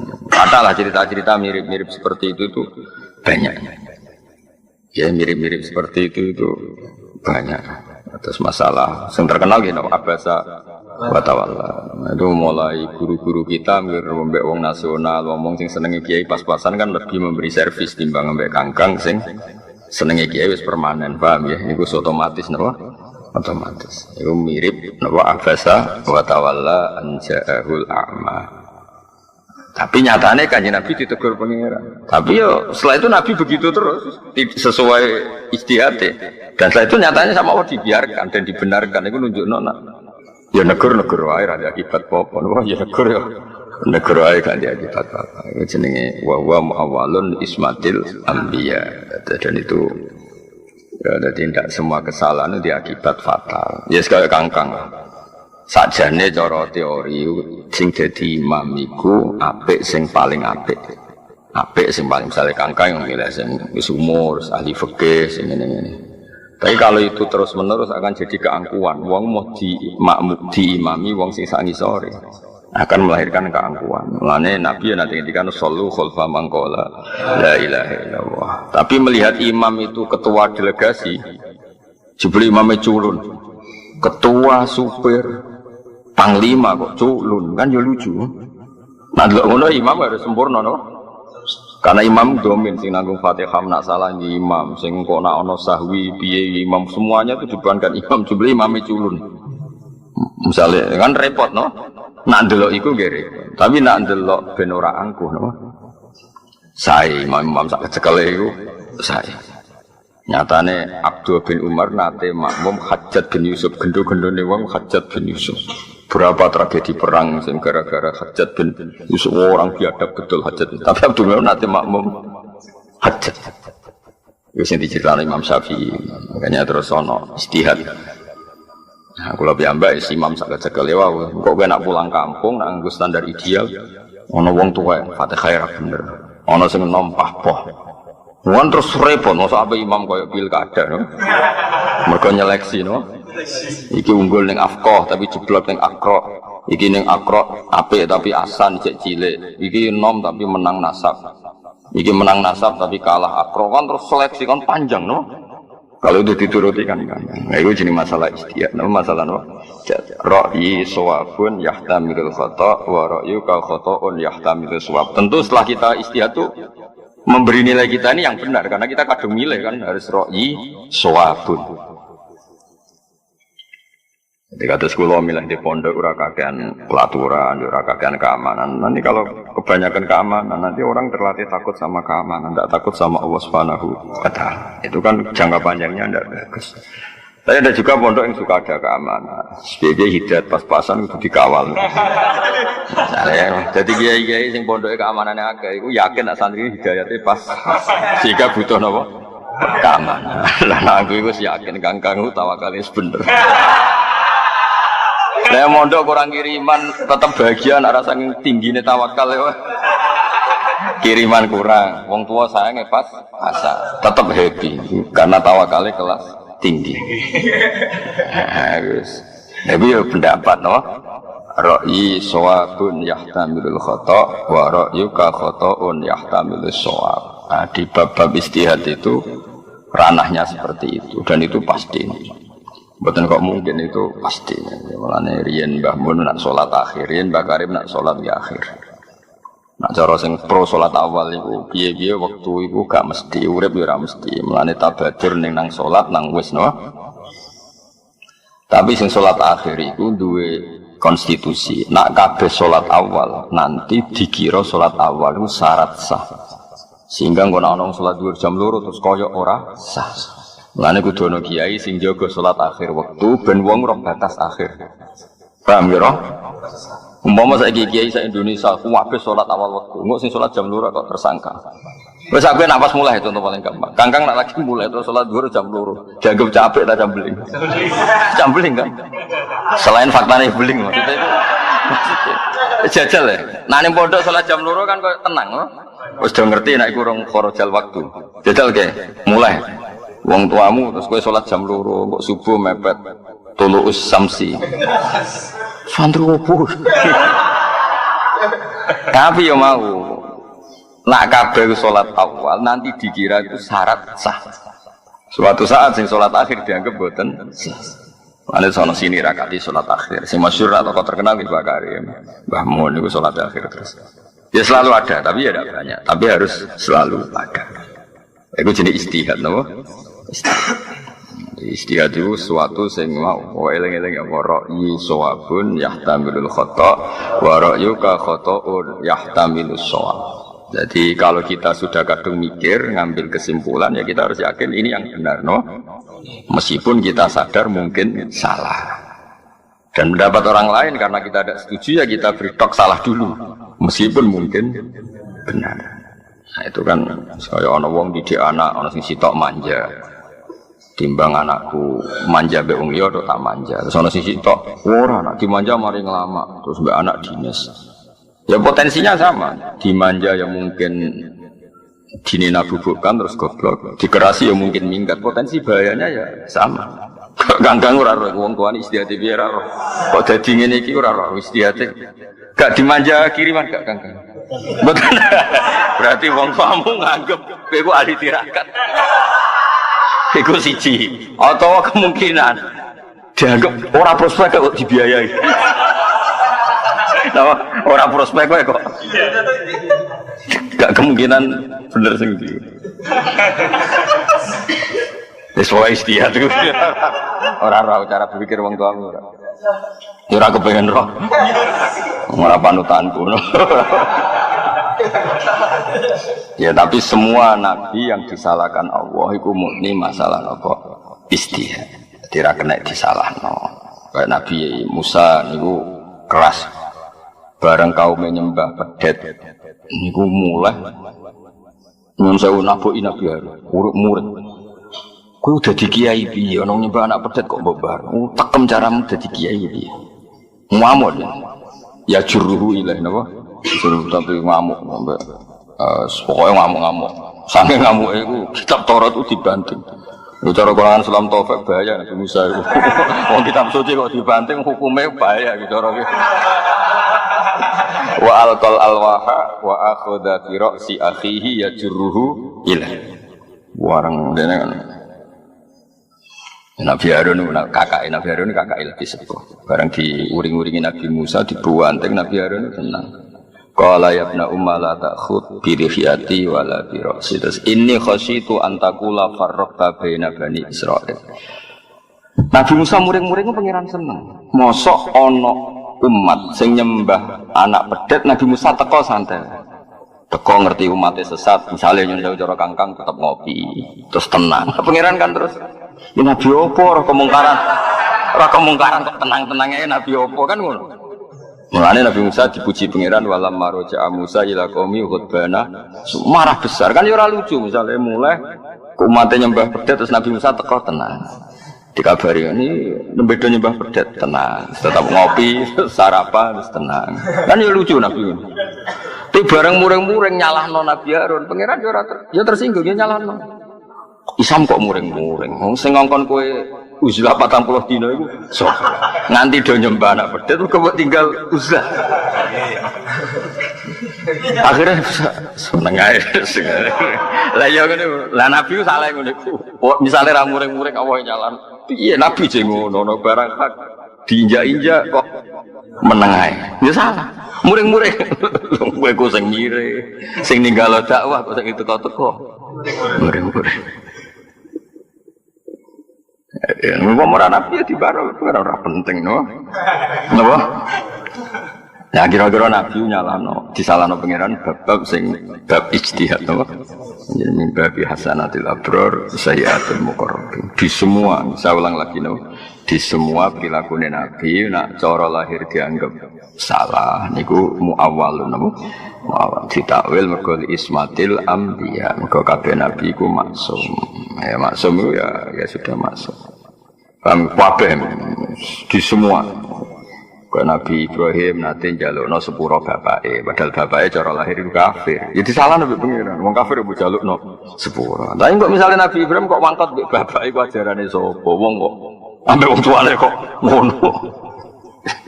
Dia sing pangeran ngono. Pangeran hobine ora ambek nabine iku. Ya sekarang kena dipantau ya faluma biasa. Pangeran ya terserah pangeran. Misalnya Nabi Ibrahim kok pertama wangkot mbek wong tuane kuras, disiplin mbek wong tuane misale cara lahir kafir itu salah no. Ajarane sapa wong tuane keras. Bareng apian nemen-nemen nganti istighfar. Sing ngongkon sapa.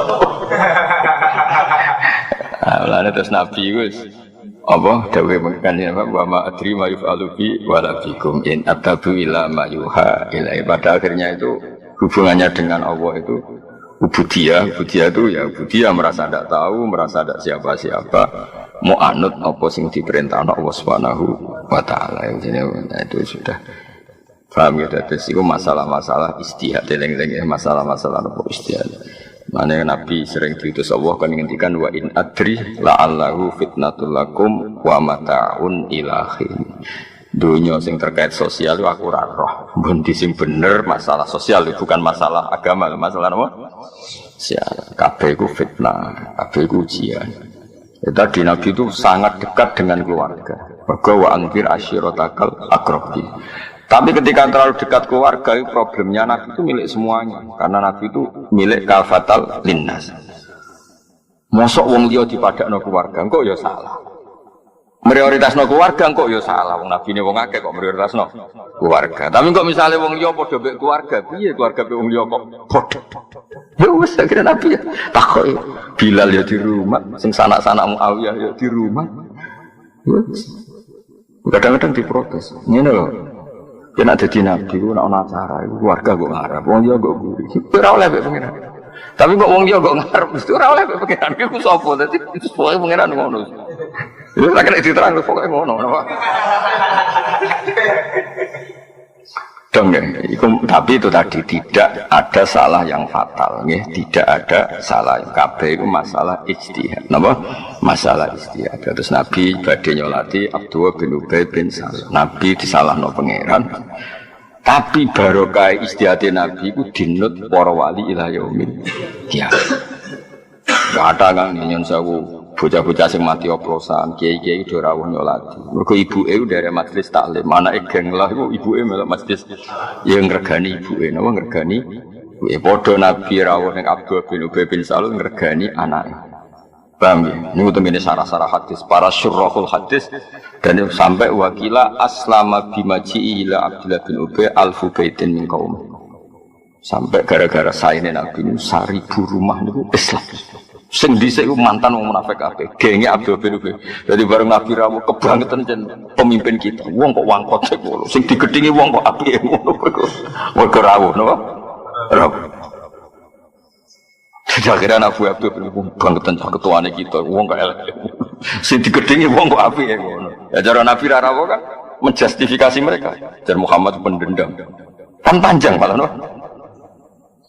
Mana kangkang, benar digedingi masyarakat ya tenang, santai, no, santai. Diusir mertua lagi masalah. Kan masalahnya numpang, no? Gedingi tonggo tenang, kan gak sing mbok nggoni, no? Nak sing gedeng sing nggoni, lah iku lagi masalah. Eling-eling apa? Wa mu'awwalun di ismatil anbiya alaihi wassalatu bidalil iklan dalil al-aqli kang masuk akal al-qata' kang memastikan al-qata' kang mesti. Wow. Kenapa ada dalil akli yang pasti bahwa Nabi nggak boleh salah? Karena kita semua disuruh ikut Nabi. Ya, kita semua disuruh ikut Nabi. Kalau Nabi salah berarti kita disuruh ikut salah.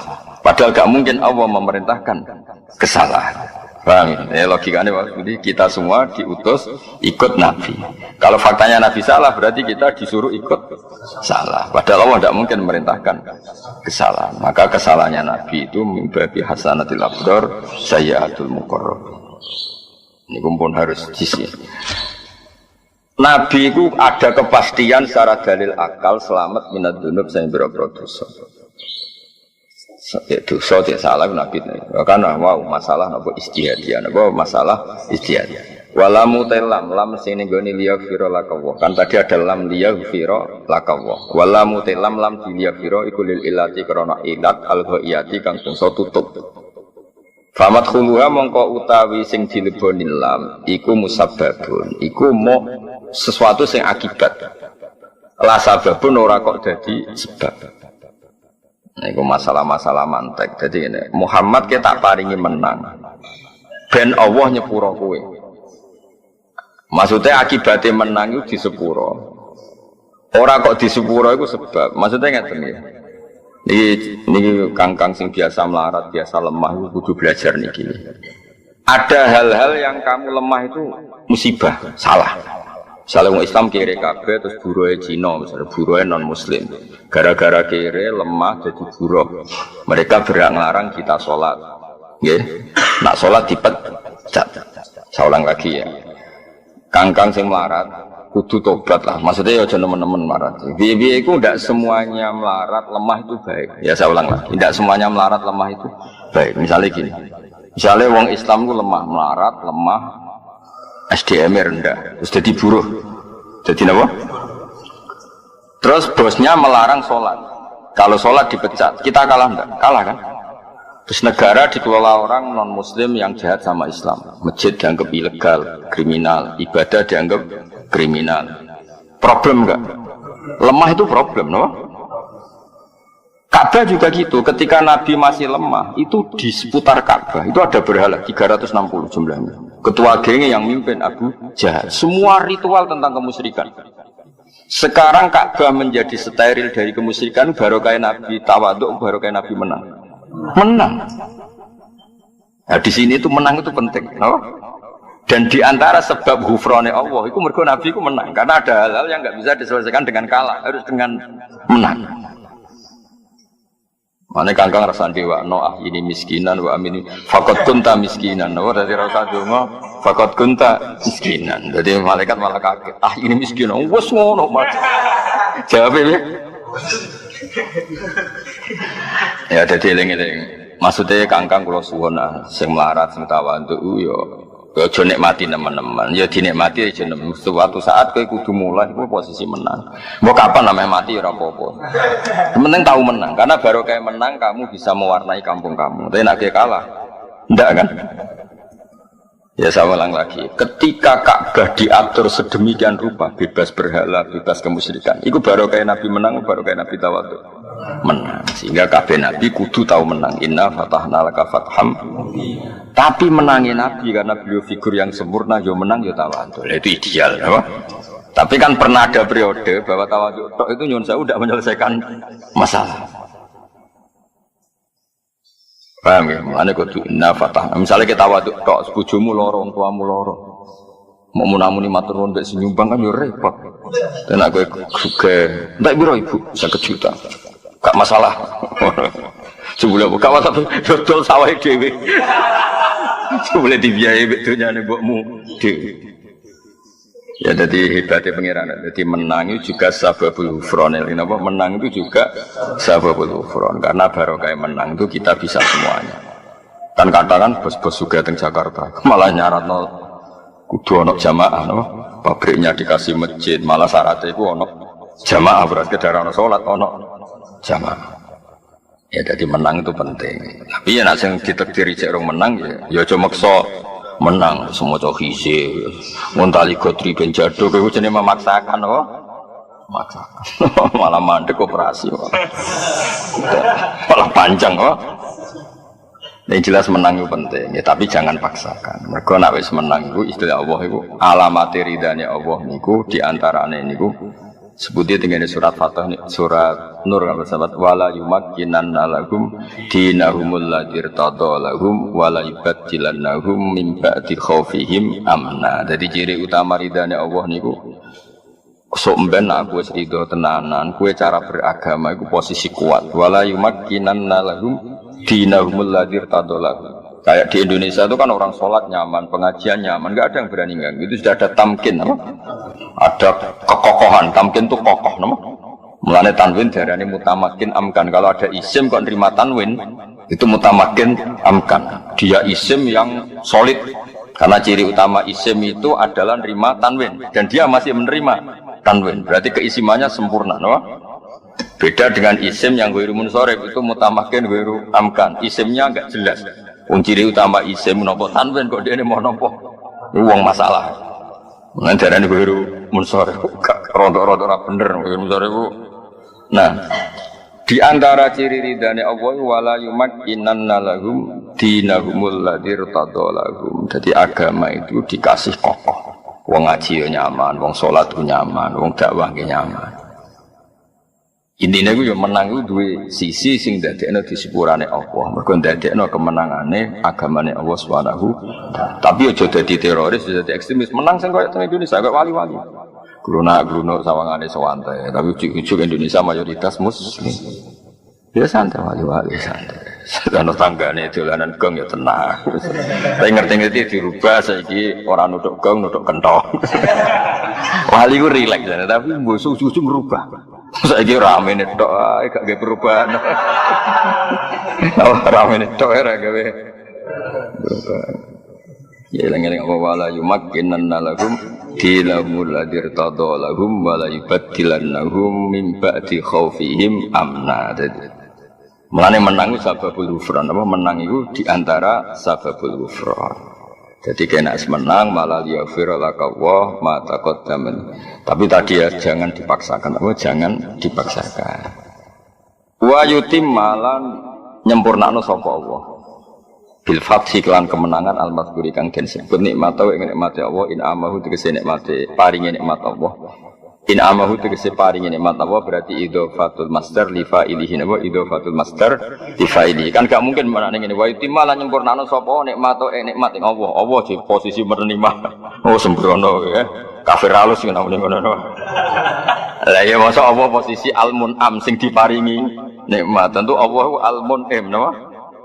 Berarti apa? Nikmatahu ing nikmate Allah. Berarti Allah posisi fa'il. Mulane digenti in amahu napa? Ing oleh paring nikmat Allah. Imam Suyuti sangira percaya nek kowe mergo nek nikmatahu kuwatire nikmate Allah, mosok Allah entuk nikmat. Terus digenti napa? In amahu. Allah nyempurnakno paringe nikmat ning alika ing atase sira. Kowe dialan nunjukno sapa wa ka ing sira bihi kelawan ikilah fathu kemenangan mriki. Siratan ing dalan, tarikan tegese dalan mustaqiman kang jejeg. Ya iya kan, gara-gara Nabi menang kan bisa bikin aturan. Sekarang yang tawaf gak boleh telanjang. Dulu Abu Jahal CS dia aturan, sing tawaf itu kudu telanjang. Kacau semua sistem kacau. Yang menjadi tidak kacau karena Nabi itu menang. Karena Nabi menang bisa bikin aturan, no? Nah, bisa bikin aturan, bisa ngatur baru kayak menang, baru kayak tawaf. Menang. Harus menang-menangan. Ya kaya gue lah misalnya kayak kumpul mertua menang, duit wekmu, mobil wekmu, apa wekmu, kan iso ngatur. Bar maghrib deres. Ibu-ibumu sing geng motor kon deres. Tapi nak gue motor nyileh. Jadi kabeh pengajian ngenteni ibumu gak nggo motor iku. Kabeh pengajian ngenteni bar ibumu urung teko. Gak sudah pengajian kan nyileh, no? Wes loro-loro, no? Tapi nak gue sing menang ning omah iku bar maghrib ora oleh nyetel TV. Deres. Ojo, keren kan, no? Geng motor rubah geng pengajian. Keren ah. Ibemu wedi mungkin kono bensin gue, motor wekmu, uang jalan ya gue. Tapi aku sing numpang. Ribet kan? Jadi kalah ya repot. Jadi sing iso nggawe barokah aturan iku menang. Iso wayah diagabihi siratan etongikon mustaqiman.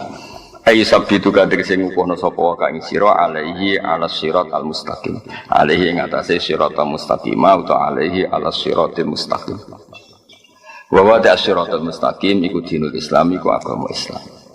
Ya tapi saya ulang lagi dia menang ojo dipaksakan. Tapi kena apa nabi ku kok kudu tahu menang supaya iso ngatur dunya napa. Tapi nak kalah terus kan mboten saged ngatur. Mulane kabeh nabi ya tahu kalah tapi akhirnya mesti menang. Wa nuridu an namunna 'alal ladzina sutifu fil ardi wa naj'alahum a'immah. Jadi orang-orang yang pernah dilemahkan itu suatu saat tetap wa naj'alahum a'immah, tetap suatu saat tak dadekno pemimpin. Mergo barokah wong saleh mimpin iku aturan sesuai sing dikersakno Allah Subhanahu. Terus Indonesia setiap alun-alun mesti ono masjid, masjidnya nggih bersih, paham nggih, jamaah nggih tertib. Iku barokah menang. Napa barokah? Mbok menang lewat mayoritas, mbok lewat apa, pokoknya menang.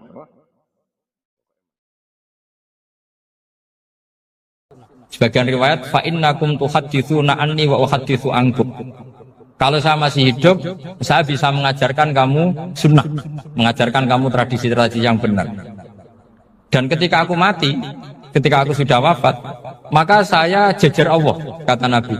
Saya berdampingan dengan Allah, maksudnya dekat Allah. Tentu bila Kevin walan hisab. Terus sudah fa inna amalakum, amal-amal kamu diperlihatkan ke saya. Berhubung saya sudah dekat Allah, kalau amal kamu baik, saya muji Allah. Kalau amal kamu buruk, saya langsung mintakan ampun kepada Allah. Jadi Nabi rileks sekali. Artinya saya hidup bagus karena bisa mengajarkan kamu as-sunan wa syara'i. Kalau saya wafat karena saya dekat Allah. Kalau kamu baik, saya muji Allah. Kalau kamu buruk, saya mintakan ampun kepada. Guru-guru kita juga seperti itu. Justru setelah wafat, beliau-beliau punya kesempatan dekat sama Allah, dekat sama al-malail a'la, sehingga mendoakan apa? Nah terus kata Sayyid Muhammad, wala taqulu lima yuqtalu fi sabilillahi amwat. Kamu jangan pernah berkeyakinan atau berpendapat atau berkomentar kalau orang-orang yang mati fi sabilillah adalah berstatus apa? Mati, amwat. Kalah. Terus kata Sayyid Muhammad, hadza li amatis syuhada. Ketentuan ini bagi umumnya syuhada. Artinya gini, umumnya syuhada saja tidak berstatus amwat, apalagi hadza Rasulullah sayyidus syuhada, sayyidul anbiya, sayyidul mursalin, tentu tidak pernah berstatus amwat. Ya saya ulang lagi ya, jadi zaman cara berpikir amatus syuhada, syuhada yang umum saja berstatus hidup, tidak boleh distatuskan amwat, apalagi Rasulullah itu sayyidus syuhada, sayyidul anbiya, maka status beliau pasti hayyun la yamut, pasti beliau itu hidup tidak. Dan karena beliau itu asfaq, sangat sayang kepada kita, sebagaimana zaman beliau hidup itu sayang kepada kita, sampai nangis-nangis minta hak syafaat, maka setelah meninggalkan pun beliau pasti sayang kita dan pasti berusaha supaya kita diampuni oleh Allah Subhanahu wa ta'ala. Sehingga ada sahabat yang tadi berpendapat kalau saya nggak masalah Nabi wafat dulu, supaya Allah menyaksikan saya usaddiquhu maitan kama usaddiquhu hayyan. Jadi ini cerita ya, cerita sudut-sudut pandang. Oke, itu penting sekali. Kata Sayyid Ali yang Shahibu Simtidurar itu, wabihi qiwamus syariah, yang bisa mengawal syariat itu hanya fikih. Fikih itu ya kalau yang paling gampang tentu kita misalnya punya Fathul Qorib, Fathul Mu'in, Fathul Mu'in. Tapi yang faham betul, mesti faham itu ngelotok setengah hafal. Jangan bawa kitabnya tok, sementing sekian semester terus selesai. Itu sama-sama dosa, itu dosennya ya dosa, mahasiswanya juga dosa. Karena sudah terlanjur sarjana agama, ternyata nggak bisa, itu kan mendingan dasar sarjana agama. Itu saya tak cerita sama Kiai Roba, itu ada fatwa Kiai juga wali. Suatu saat ada penyanyi dangdut top terkenal di Indonesia itu. itu nyanyi dangdut. Ya penyanyi ya dai. Entah itu hakikat entah majus tidak tahu. Itu kiai itu fatwanya lucu. Kalau kamu datangi dia pas main dangdut, masih saya beri izin. Tapi kalau datangi dia pas pengajian itu tak larang kan. Kan santrinya jadi eskal. Ini pas pengajian dilarang, pas dangdutan kok malah dapat izin. Tapi bukan berarti halal ya, dapat izin. Dapat izin kan potensinya bisa karena dilarang lah ya tetap belerot. Terus suatu saat si santri ini setengah wali, tidak wali tapi setengah. Lama-lama itu memahami gurunya. Memahami gurunya ternyata sirinya begini. Kalau seorang penyanyi yang tidak pernah ngaji, kemudian ngomong agama, itu potensinya itu fadallu wa adallu, sesat dan menyesatkan. Tapi kalau dia sedang nyanyi dangdut, penyanyinya cowok, sama jangan bayangkan dangdut putri, enggak, itu cowok sudah tua lagi. Jadi potensi halalnya ada lah maksudnya untuk, tapi tidak alat musiknya, orangnya. Tapi kalau dia nyanyi itu paling dosanya hanya nyanyi. Saya ulang lagi ya. Murid tadi akhirnya paham kalau datangi pengajian itu artinya ikrar kalau dia seorang dai atau seorang yang layak ngomong apa? Agama. Itu lebih bahaya karena kita santri, apalagi kita doktor atau MM terus ngekrori orang yang nggak jelas asal usul. Tapi kalau nyanyi kan nyanyi saja. Sehingga itu menjadi fikih. Bahaya terbesar dalam fikih adalah apa? Mengkaji fikih tidak dari ahlinya. Ya seorang lagi ya, mengkaji fikih tidak dari apa? Ahli. Nah, kenapa demikian? Begini, saya beri contoh. Ilmu fikih itu tentu pertama dari Rasulullah SAW.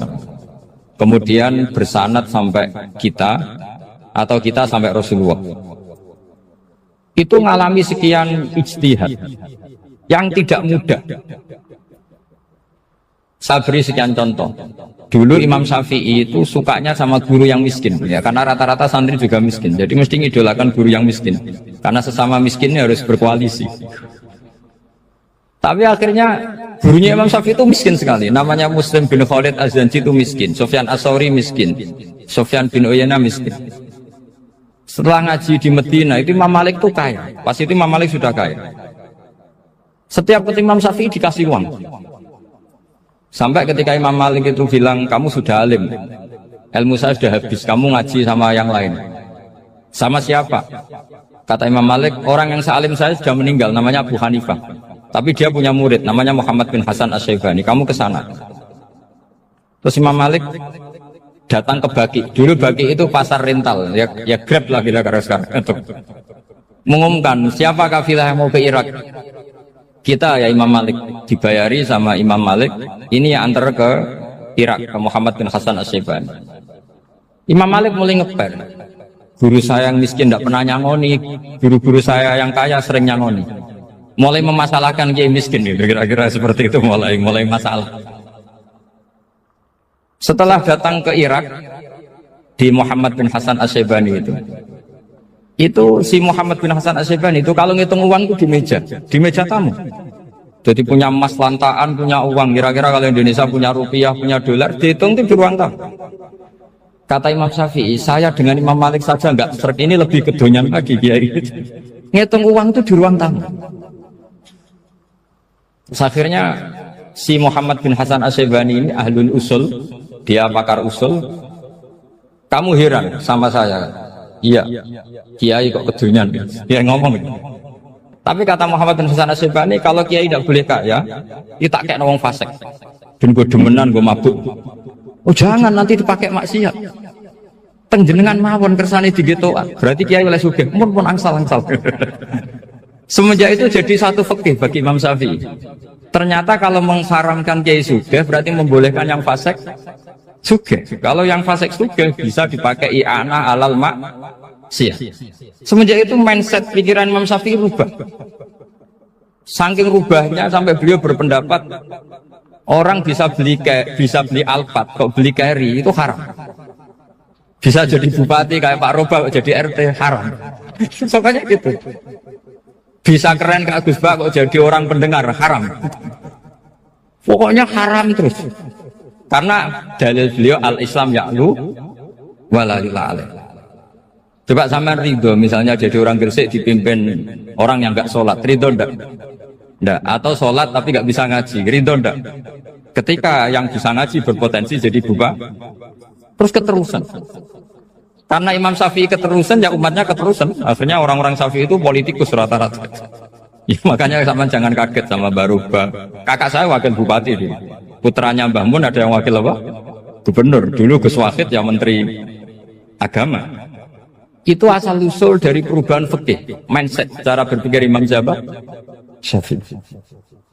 Jadi dulu itu fikih ditemukan itu jelimet, ada perdebatan. Itu tidak hanya pada level ulama, pada level Nabi pun ada perdebatan. Jadi jangan kira Nabi itu tidak debat, ya debat. Nabi itu asal seangkatan itu mesti debat, termasuk debat dengan malaikat. Jadi kalau perlu ya debat sama apa? Karena malaikat itu kan lugu-lugu itu gak iso mikir. Karena kalau malaikat iso mikir bisa jadi rektor. Nanti kasihan Pak Salam ini. Malaikat gak boleh jadi rektor. Malaikat Israel itu gak tahu etika. Jadi beliau ketika mau membunuh, mencabut nyawanya Ibrahim datang, ya Ibrahim saya ini disuruh nyabut nyawa kamu. Kata Ibrahim, wah kamu itu pasti salah. Kamu tahu saya siapa? Saya ini Khalilur Rahman, kekasih Allah. Masa kekasih membunuh yang dikasih? Ini enggak benar, logika itu enggak benar. Pasti kamu salah. Karena Israel itu tidak bisa debat. Ketika ditanya, hal ra'aita khalilan yumitu khalilah? Masa kekasih membunuh yang dikasih? Saya ini Khalilur Rahman. Masa Allah mencintai saya kemudian membunuh saya? Itu logika enggak benar. Enggak keliru, kamu itu keliru. Israel akhirnya terbang lagi. Ya Allah, katanya logika saya ini salah. Karena masa kekasih membunuh yang dikasih. Karena Israel nggak pernah sekolah, nggak pernah sekolah, nggak bisa dia jawab. Akhirnya diajarin Allah. Dah kamu bilang gini ke Ibrahim. Hal ra'aita khalilan yakrahu ayyalqa khalilah. Masa kekasih tidak siap ketemu yang dikasih. Dibalik logikanya. Akhirnya datang lagi ke Israel, kata Allah begini, masa jenengan kekasihnya tidak siap ketemu yang kau kasih? Oh ya oke, mati gak apa-apa. Jadi ilmu itu ngalamin perdebatan. Jadi saya datang murni karena Kiai Mas Bukin, bukan karena MC. Itu dosa besar kalau saya datang karena MC. Karena saya punya kewajiban yang lebih besar. Jadi yang bisa mengalahkan adalah a'dzama minhu, yang super besar kira-kira. Karena jelas ada riwayat inna min abaril birri silatar rojuli ahla wuddi abi. Ya, inna min abaril birri silatar rojul ahla wuddi abi. Di antara kebaikan yang sangat baik adalah seseorang menyambung teman bapaknya.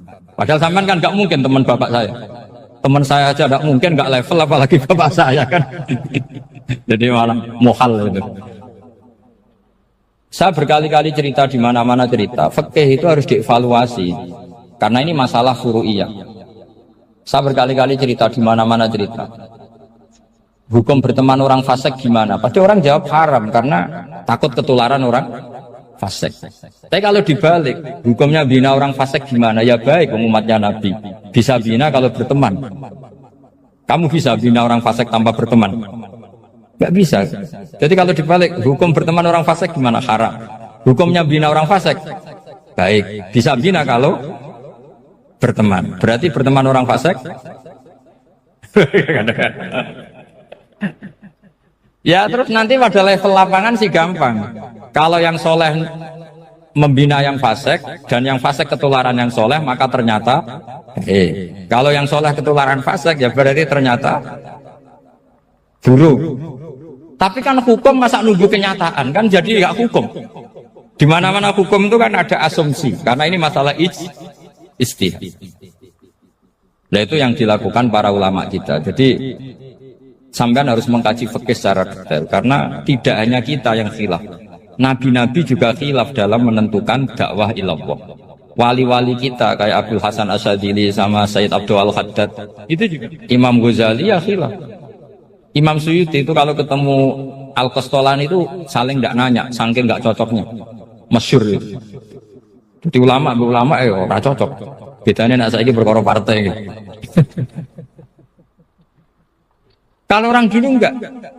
Karena pakai asumsi. Pakai asumsi karena memang susah.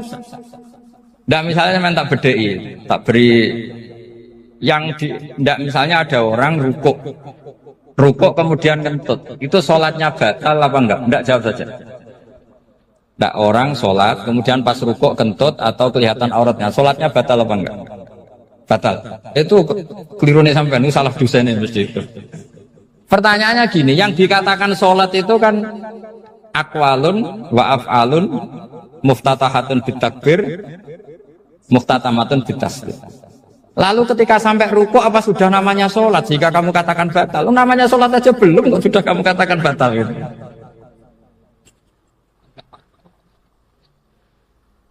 Iya kan? Jadi kalau aku mau sholat pas ruku ngetut batal atau ora? Mestinya jawaban yang benar, ya ora sholat jadinya gitu. Karena kalau dikatakan sholat, definisinya harus sampai salah. Tapi kan kita nggak mungkin ngomong seperti itu, kan dianggap majnun. Padahal itu yang benar, yang punya kecerdasan. Nah makanya pertanyaannya, fikih itu ngikuti bahasa awam apa bahasa istilah? Kalau ngikuti bahasa awam ya kayak tadi, sholat kok pas rukuk kentut maka batal. Sebenarnya yang batal itu sholatnya apa rukuknya?